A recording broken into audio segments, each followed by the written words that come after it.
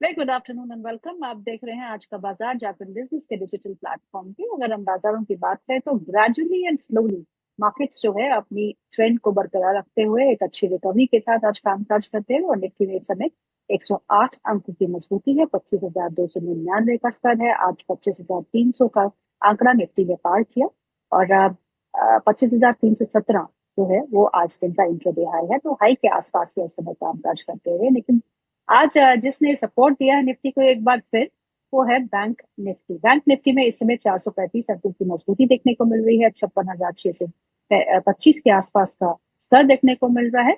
और आज private sector को छोड़ पीएसयू बैंकों में काफी अच्छी तेजी देखने को मिल रही है। आज निफ्टी का टॉप परफॉर्मर जो है वो स्टेट बैंक ऑफ इंडिया है। और आप कोई भी पीएसयू स्टॉक उठा के देखिएगा बैंकिंग स्पेस में, आज वो हरे निशान में अच्छी खासी तेजी के साथ कामकाज करते हुए। और मेटल्स में जहां तेजी थी वहां पे अब सेक्टर रोटेशन देखने को मिल रही है और मेटल्स में मुनाफा वसूली हावी है इस समय। आईटी सेक्टर में टीसीएस के नतीजों के बाद हमने देखा कि कुछ हलचल तो हुई थी, लेकिन थोड़ा दबाव भी है। हालांकि नतीजे उतने बुरे नहीं थे। Beat on margin, beat on revenue, miss on PAT, profit में मिस था। लेकिन जो गाइडेंस जिस हिसाब से उनका आउटलुक था वो थोड़ा कॉशियस आउटलुक अभी भी बना हुआ है। तो जितनी भी रिपोर्ट्स ब्रोकिंग हाउसेस की आई है ऑन टीसीएस के नतीजे पे, उनका ये मानना है कि वी आर कॉशियसली ऑप्टिमिस्टिक। तो टारगेट्स में अभी तक कोई बदलाव नहीं किए गए हैं। तो अभी भी आईटी सेक्टर में जो है वो दबाव देखने को मिल रहा है, लेकिन लगता है कि worst seems to be over. Worst जो है वो प्राइस में अब बुना हुआ है। अगर कोई भी पॉजिटिव खबर आती है, कल हमारे प्रधानमंत्री ने ट्रम्प साहब के साथ बातचीत भी की थी और ट्रेड पे भी बात हुई थी। अगर कोई भी पॉजिटिव खबर वहां से आती है तो आई थिंक आईटी जो है एक स्पेस रहेगी जहां एक अच्छा मोमेंटम बना रहेगा। तो बाजार की दिशा और स्टॉक स्पेसिफिक मूव पे बात करने के लिए हमारे साथ बहुत ही खास मेहमान जुड़ चुके हैं, mister Anshul Jain, head of research Lakshmi Investments. Anshul ji, बहुत बहुत स्वागत है कार्यक्रम में। मैडम नमस्कार। नमस्कार आपके सभी दर्शकों को। ये बताइए अंशुल सर, आपने एक स्टॉक दिया था प्रीमियर एक्सक्लूसिव। आपने कहा था कि पोजिशनल अच्छा स्टॉक है, अच्छा रिकवर करेगा, अच्छा मोमेंटम होगा। आज तो रॉकेट बन गया, क्या करना है आप? प्रीमियर एक्सक्लूसिव में कुछ दिया हो गया है? क्या रिस्क फ्री?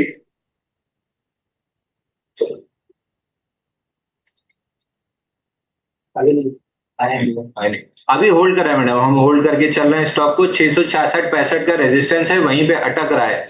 जैसे इसके ऊपर निकलेगा 726 रुपए तक का टारगेट मिल जाएगा। बट हम अपना रिस्क रिवॉर्ड और टारगेट का जो सिस्टम है उस सिस्टम को हम्म, फॉलो करते हुए अपने प्रॉफिट बुक करते रहेंगे। 726 दिख रहा है जाते हुए। हम्म। तो निफ्टी पे अब क्या करना है? 25,300 का आंकड़ा भी पार किया, उसी के आसपास हम अभी आज कामकाज कर रहे हैं और ग्रेजुअली हम ऊपर की तरफ ही जा रहे हैं। और बिल्कुल मेरे को आपकी कल की बात भी याद है। आपने कहा कि आप बैंक निफ्टी को यहाँ से आउट परफॉर्म करता देखते हैं, जिसका सहारा जो है वो निफ्टी को भी मिलेगा। और आज बिल्कुल वैसे ही हुआ। अब दोनों ही इंडाइसेस पे आपकी रणनीति क्या देखिए, चार्ट्स पे उतना क्लीन भले ना हो, लेकिन डेटा पे एकदम क्लीन है कि बैंक निफ्टी 60,000 जा रही है। चलिए, सुबह से दो चैनल पे डिस्कस हो गया है, तो निफ्टी में एक बार आपको वापस डिस्कस कर देता हूँ। बैंक निफ्टी है? पे अभी वही मेरा टारगेट है, 57,400 का इस मूव का टारगेट है, क्योंकि 3,000 पॉइंट की रैली चालू हुई है। वो 3,000 पॉइंट की रैली 57,300-400 पे खत्म होगी, उसके बाद फिर नया बेस बनेगा और 60,000 जाएंगे। निफ्टी पे मैं आपको एक छोटा सा एनेक्डोट दे देता हूँ, मैं आपको चार्ट भी शेयर कर दे रहा हूँ। हम्म, अगर आप दिखा सकें चार्ट पे, इस पे स्क्रीन पे तो ठीक है, नहीं तो एटलीस्ट आप तो देख ही लीजिएगा, ताकि हम्म, आपको ये कंफर्म हो जाए कि मैं इतना बुलिश क्यों हूं। मैंने आपको हम्म, चार्ट शेयर किया है, उसमें अगर आप देखेंगे, हम्म, उस पे आप देखेंगे तो लास्ट टाइम जब 4,80,000 कॉन्ट्रैक्ट के पास शॉर्ट पोजीशंस थी इंडेक्स फ्यूचर्स में, तो हम्म, निफ्टी में डबल बॉटम बनाने के बाद 3500 पॉइंट की रैली आई थी। अब वहां से हम 1 लाख कॉन्ट्रैक्ट और ज्यादा शॉर्ट है, ओके, लगभग 5,60,000 कॉन्ट्रैक्ट शॉर्ट थे। राइट साइड में आप देखेंगे नीचे वाले हम्म, पेन पे ग्रीन वाला जो है, उसमें बिल्कुल, देखिए वहां से एक्स्ट्रा 1 लाख कॉन्ट्रैक्ट शॉर्ट है। और निफ्टी वहां से कहाँ खड़ी है? हायर लो पे। तब हम्म, 22,000 था जब हम 4.5 लाख 4,60,000 कॉन्ट्रैक्ट शॉर्ट थे। अब हम्म, 5.5 लाख कॉन्ट्रैक्ट शॉर्ट है और हम हायर लो कहाँ बना रहे हैं? 24,600 के आसपास। तो हम्म, यहां से अगर आप 3,000 पॉइंट की रैली जोड़ें तो करीब 28 साढ़े 28,000 रुपए का टारगेट बनता है। तो आप मान के चलिए कि निफ्टी पे कहीं भी ये छोटी मोटी जो गिरावट आती है एकदम आप लोग लाल लाल करके हाहाकार मचा देते हैं। मेरे लिए काम हो रहा है, मैं इस पे कोई बहुत ध्यान नहीं देता हूँ। 2 दिन गिरा है तो मेरे को गिरे हुए शेयरों में बाइंग की अपॉर्चुनिटी मिलेगी। नए ब्रेकआउट जैसे ही बनेंगे मैं उसमें प्ले करूंगा। तो मेरे लिए हर शॉर्टिंग अपॉर्चुनिटी मतलब गांधी जी के 3 बंदर थे उसमें से एक बंदर मैं हूँ। शॉर्टिंग के लिए मैं ऐसे आंख बंद किए रहता हूँ कि मुझे नहीं चाहिए, क्योंकि बड़ा ट्रेंड ऊपर का है तो बड़ा पैसा बाई करके बनेगा। तो मैं शॉर्टिंग की हर अपॉर्चुनिटी हैप्पीली मिस करूंगा, और बाइंग की हर 50% हाफ कुक्ड अपॉर्चुनिटी भी होगी तो मैं प्रीएम्प्टिव उसमें पैसा लेके चढ़ जाऊंगा, क्योंकि प्रोबेबिलिटी उसके चलने की ज्यादा है। यहाँ से ऑल टाइम हाई अगर आप बात करते हैं तो छोटा ही टारगेट होगा। 28 साढ़े 28,000 निफ्टी जा रही है। चलिए पीएसयू बैंक की बात करते हैं। मुझे पता है कि आपको पीएसयू स्टॉक्स बिल्कुल पसंद नहीं है, लेकिन आज पीएसयू बैंक्स का बात ना करें तो सही नहीं रहेगा, बिकॉज ये इंडेक्स जो है आज टॉप लीडिंग इंडेक्स गेनर्स में है। करीबन 1.25% का इजाफा इस इंडेक्स में देखने को मिल रहा है, और टॉप गेनर्स में एसबीआई जैसे स्टॉक्स जो है वो बिल्कुल शामिल है। और स्टॉक्स जो यहाँ पे पीएसयू बैंक से तेजी देखने को मिल रही है उसमें यूको बैंक है 3.5% के ऊपर, आईओबी, पीएसपी, सेंट्रल बैंक, इन सब ने 2 से ज्यादा फीसदी का इजाफा देखने को मिल रहा है। सो पीएसयू बैंकिंग स्पेस में कोई स्टॉक आपको पसंद है? देखिए ऐसा नहीं कि पीएसयू में मेरे को अक्रॉस द बोर्ड कोई भी नहीं पसंद है। 2 स्टॉक में हमेशा ही रेकमेंड किया और डिस्क्लेमर भी दिया हूँ। कैनरा बैंक मेरे फैमिली पोर्टफोलियो में 88 और 92 रुपए से रखा हुआ है। अब ऑल टाइम हाई आना था, वो आ चुका है 121 का, उसके ऊपर चल रहा है 127। अब हम थोड़ा सा प्रॉफिट बुकिंग देख रहे हैं। दूसरा पीएसयू बैंकिंग इंडेक्स पे 7,248 पे जब ब्रेकआउट आया था तब भी मैंने कहा था कि आप ईटीएफ ले लीजिए इंडिविजुअल काउंटर पिक करने की जगह, ऑल टाइम हाई चला जाएगा। 7,685 आ गया है, 8,053 का ऑल टाइम हाई आराम से टेस्ट हो जाएगा। तो ऐसा नहीं कि पीएसयू बैंकिंग इंडेक्स पे मैं बुलिश नहीं हूँ। चार्ट पे ब्रेकआउट आया है तो मैं बिल्कुल बुलिश हूँ, लेकिन मैं इंडिविजुअल पिक्स नहीं लेना चाहता। या तो पीएसयू बैंक बीस ले लूंगा, या फिर अगर लेना ही है तो अब कैनरा बैंक का तो पूरा जूस निकल चुका है, अब बचा है एसबीआई में। एसबीआई ऑल टाइम हाई और उसके बाद 1,000 रुपए जाना है। ये मैं लगभग, मेरे को याद है 690 रुपए के आसपास से मैं बोलते आ रहा हूँ। तो all time high almost all time high के आस ही पास खड़ा है। ऑल टाइम हाई टेस्ट भी कर लेगा, और इसके बाद ऑल टाइम हाई है 694 रुपए, जो शायद आज या कल ही में टेस्ट कर ले, और इसके बाद 1,000 रुपए आराम से निकल जाएगा। तब तक पीएसयू बैंकिंग इंडेक्स भी 8,053 का अपना टारगेट कंप्लीट कर लेगी। तो अगर आपने ईटीएफ लिया है तो उसको भी बुक कर लीजिएगा। यस बैंक को देखिएगा, आज ये स्टॉक 8% ऊपर है, 2390 के आसपास का स्तर है। एक बहुत ही लंबी कंसोलिडेशन के बाद ये स्टॉक निकला है, क्या करना है? देखिए यस बैंक का सितंबर एंड में हमने काफी डिस्कस भी किया था। 193 डेज का कप कैंडल पैटर्न ब्रेकआउट है। 21 रुपीज के आसपास आप खरीद सकते हैं। 23 रुपए 16 पैसा का रेजिस्टेंस है, वो निकलने के बाद 27 रुपए 20 पैसे तक जाएगा। इसके साथ मैंने ये जोड़ दिया था कि मैं इस काउंटर को प्ले नहीं करता हूँ आइडिया, आईडीएजी, जेपी, यस बैंक, बट अगर आपको प्ले करना है तो 21 रुपए में लेके बैठिए। 23 और 27 दो टारगेट मिलेंगे। तो 23 रुपए 16 पैसा आज हो गया है, 27 रुपए जाते हुए दिख रहा है, क्योंकि आज का वॉल्यूम राइज 345% है। 378 मिलियन का वॉल्यूम हुआ है, तो आराम से 27 रुपए जा सकता है। मैंने अपने क्लाइंट्स को बाय रिकमेंड नहीं दिया है। ओके, नायका 265 के लेवल पे है, आज भी 1% का इजाफा है, 52 हफ्ते का उच्चतम स्तर, ऑल टाइम हाई, क्या करना है?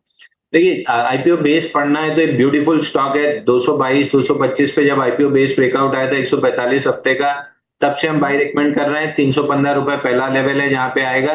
तो 315 पे डिस्कस करेंगे क्या करना है, आधा बुक करना है, पूरा बुक करना है, पूरा होल्ड करना है। ये 315 पे प्राइस एक्टिविटी और वॉल्यूम एक्टिविटी बताएगी कि क्या करना है। तो मैं 310 315 पे इसको रिव्यू करूंगा। अंशुल, कल हमारी मेटल इंडेक्स पे बात हुई थी और आपने कहा था कि आप मेटल से थोड़ा दूर, टाटा ग्रुप की कंपनी से दूर रहेंगे, और मेटल से भी आपने कहा था कि थोड़ा बहुत डिस्टेंस बना रहे हैं। तो मेटल इंडेक्स में आज मुनाफा वसूली देखने को मिल रही है अक्रॉस द बोर्ड। इस गिरावट में मेटल्स को एक्यूमुलेट करना है, stocks like Tata steel, NALCO, SAIL, Hindalco, JSW steel. देखिए अगर झगड़ा नहीं लंबा बढ़ा तो टाटा ग्रुप परफॉर्म कर जाएगा। झगड़ा लंबा बढ़ा तो थोड़ी सी प्रॉब्लम आएगी। दैट बीइंग सेड, मेटल पे मेरे को कोई भी बहुत ज्यादा दिक्कत नहीं है। सिर्फ ऑल टाइम हाई पहुंचा है मेटल इंडेक्स, तो एक प्रॉफिट बुकिंग आनी है। और हैंडल डेवलप करने के लिए भी एक बार नीचे आना पड़ता है ना, तो वो हैंडल डेवलप करने मेटल इंडेक्स थोड़ा नीचे आएगा, उसके बाद ऑल टाइम हाई का ब्रेकआउट बनेगा तो आराम से 12,500-13,000 तक इंडेक्स जाएगा, which is almost 30% up move अगले एक सवा साल में ऑन द मेटल इंडेक्स।